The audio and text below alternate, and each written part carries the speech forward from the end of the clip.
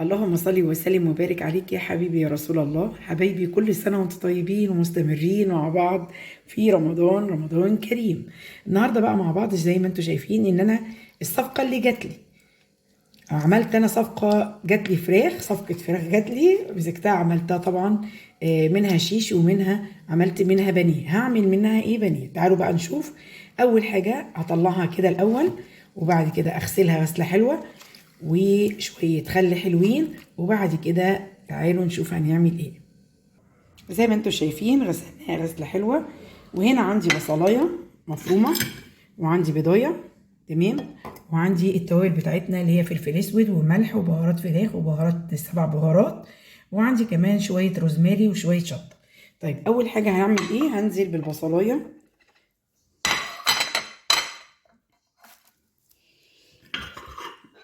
وننزل بالتوابل بتاعتنا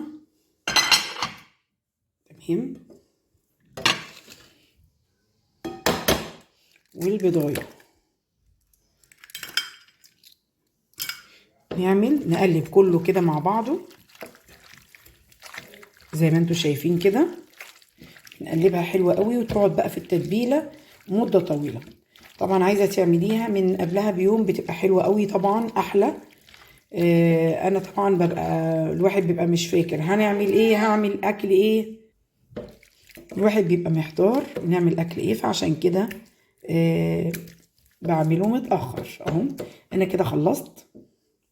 ندوق نشوف ايه طعمه ايه، كويس ولا لا، عايز ملح ولا لا. كده حلو قوي بنسيبه. وبعد كده عندي بقى الكريسبي هطحنه ويبقى احلى فراخ مقرمشه، وهنشوفها مع بعض. طبعا انا ما بخليش الايه الكريسبي زي ما هو كده، انا هطحنه ونشوف بقى ايه مع بعضينا. الطعم والقرمشه بتاعته بتبقى تحفه.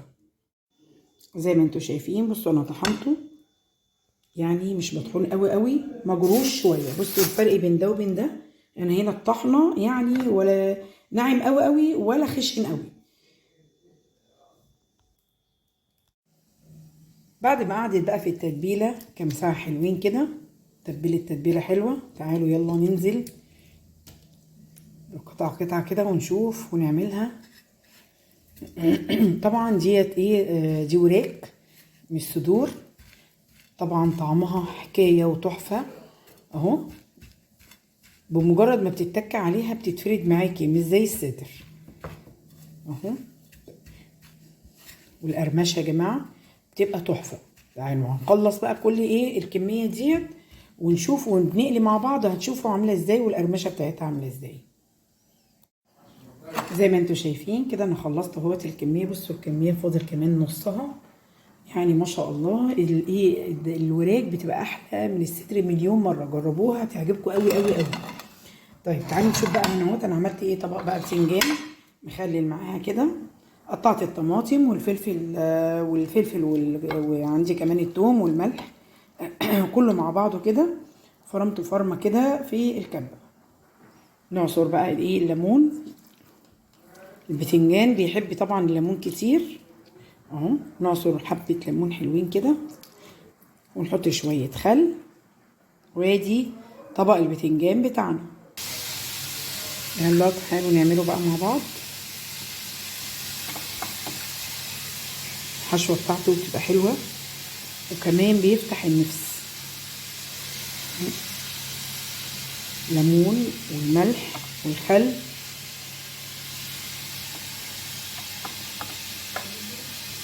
ونرصه بقى في الطبق كده.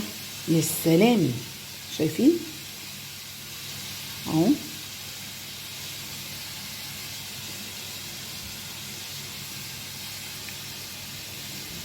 وبعمل كمان معاها مكرونه مع الفراخ.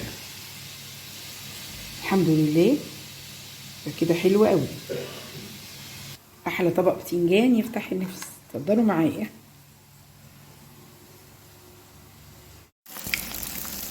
كده بقى بنقلي خلاص قبل المغرب.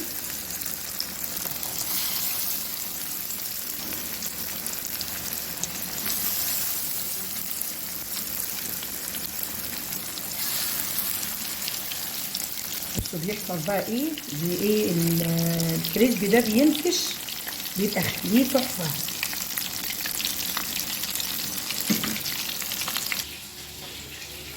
البلح عملت هنا برضو قطايف بالجبنه وطبق بطاطس جنب المكرونه. طبعا الشطه اساسيه. نقلب بقى.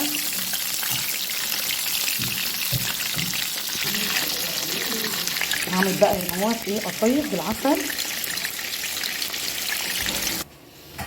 كده انا خلصت الاكل بتاعنا النهارده زي ما انتم شايفين. ادي كده الفراخ المقرمشه اهو، البانيه سامعين الصوت، بطاطس والبتنجان وطبق المكرونه زي ما انتم شايفين كده. قولوا لي بقى رايكم وتعليقاتكم، واقول لكم السلام عليكم ورحمه الله وبركاته مع احلى متابعين في الدنيا.